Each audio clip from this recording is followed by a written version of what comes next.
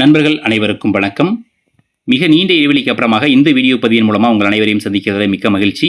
ஒரு சில தனிப்பட்ட காரணங்களால் நம்மளுடைய சேனலை இத்தனை நாட்களாக வீடியோ பதிவுகள் போட முடியலை. அதற்காக முதல்ல உங்கள்கிட்ட வருத்தம் தெரிவிச்சுக்கிறேன். இனி வரக்கூடிய நாட்களில் நிச்சயமாக தொடர்ந்து உங்களுக்கு பயனுள்ள வீடியோக்கள் வெளிவர இருக்குது.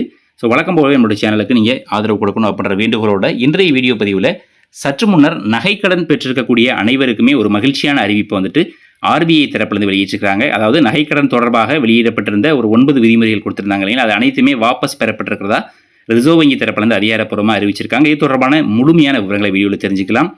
வீடியோ முழுமையாக பாருங்கள். வீடியோ பயனுள்ளதாக இருந்தால் கண்டிப்பாக லைக் பண்ணிவிட்டு நண்பர்களோட ஷேர் பண்ணிக்கோங்க. இதுபோல் தினசரி வெளியாகக்கூடிய பயனுள்ள தகவல்களை இனிமேல் நீங்கள் தொடர்ந்து பார்க்கணும்னு நினச்சிங்கன்னா நம்ம சேனலை இது வரைக்கும் சப்ஸ்கிரைப் பண்ணாத நண்பர்களாக இருந்தால் மறக்காமல் சப்ஸ்கிரைப் பண்ணிக்கோங்க. வாங்க வீடியோக்குள்ளே போகலாம். பொதுவாகவே ஏழை எளிய மற்றும் நடுத்தர வருவாய் வர்க்கத்தினருடைய அவசரகால பண தேவைக்கு உதவக்கூடிய ஒரு மிகச்சிறந்த நண்பன் அப்படின்னா தங்கமாக தான் இருக்க முடியும். ஏன்னா நம்மள்ட்ட தங்கம் இருக்கக்கூடிய பட்சத்தில் உடனடியாக நம்மளோட நகை அடகு கடையிலேயோ அல்லது வங்கியிலேயோ அடமானமாக வைத்து அதற்கு ஈடான பணத்தை பெற்று நம்மளுடைய அவசரகால தேவைகளை சமாளிக்க முடியும். பெரும்பாலான நடுத்தர ஏழை எளிய மக்கள் இப்படி தான் செஞ்சுட்டு வராங்க.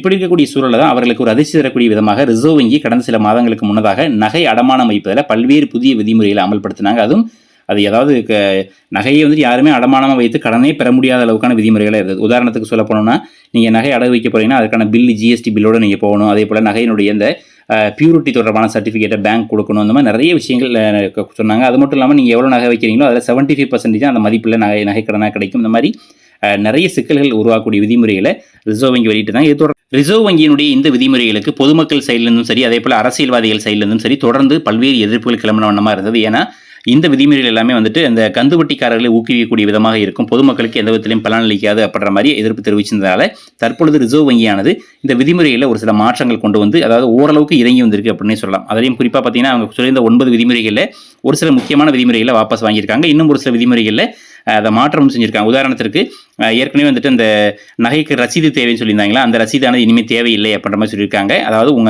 யார் நகை அடமானம் வைக்க போகிறாங்களோ அவங்களே ஒரு சர்டிஃபிகேட் மாதிரி இது எங்களுடைய நகை தான் அப்படின்ற மாதிரி நீங்கள் ஒரு சுய சான்றிதழ் கொடுத்தா போதும் அப்படின்ற மாதிரி சொல்லப்பட்டிருக்குது. அடுத்ததாக 2.5 லட்சம் வரைக்குமான அந்த நகை கடன்களுக்கு, அதாவது முதல்ல 75% வரைக்கும் தான் நகையினுடைய வேல்யூவில் லோன் கொடுப்பான்னு சொல்லியிருந்தாங்க இல்லைங்களா, இப்போது 2.5 லட்சம் வரைக்குமா இருக்கக்கூடிய லோன்களுக்கு 85% வரைக்கும் லோன்கள் கிடைக்கும் அப்படின்னு சொல்லியிருக்காங்க. அண்ட் அதே போல் 2.5 லட்சம் வரைக்குமான கடன்களுக்கு கடன் தகுதி மதிப்பீடு, அதாவது சிவில் ஸ்கோர் தேவையில்லை அப்படின்ற மாதிரி சொல்லப்பட்டிருக்குது. அது மாதிரி ஒரு சில விதிமுறைகள் மாற்றம் செஞ்சு தற்பொழுது ரிசர்வ் வங்கி அதிகாரப்பூர்வமாக அறிவிச்சிருக்காங்க. உண்மையிலேயே இது வரவேற்கத்தக்க மாற்றம் தான். ஆனால் நகைக்கடனை பொறுத்த வரைக்கும் எந்த விதமான ஒரு விதிமுறையும், அதாவது அது 2.5 லட்சம் 5 லட்சம் லிமிடேஷன் எதுவுமே இல்லாமல் ஏற்கனவே என்ன நடைமுறை இருந்தோ அது மீண்டும் தொடரணும் அப்படின்றதான் பொதுமக்களுடைய விருப்பம், நம்மளுடைய விருப்பமும் கூட. நிச்சயமாக வருகின்ற காலத்தில் ரிசர்வ் வங்கியானது இதை பரிசீலனை செய்வாங்க அப்படின்ற மாதிரி நம்புவோம். இந்த தற்பொழுது வரைக்கும் கிடைத்திருக்கூடிய தகவல் இந்த வீடியோவில் ஷேர் பண்ணிக்கும். இந்த வீடியோ பற்றின உங்களுடைய கருத்துக்களை மறக்காமல் கமெண்ட்ல எழுதுங்க. வீடியோ பிடிச்சனா லைக் பண்ணுங்கள், நண்பர்களோட ஷேர் பண்ணுங்கள். இது போல் தினசரி வெளியாகக்கூடிய முக்கியமான அப்டேட்டுகளை தெரிஞ்சுக்க நம்ம சேனலை சப்ஸ்கிரைப் பண்ணிக்கோங்க. மீண்டும் சந்திப்போம். நன்றி, வணக்கம்.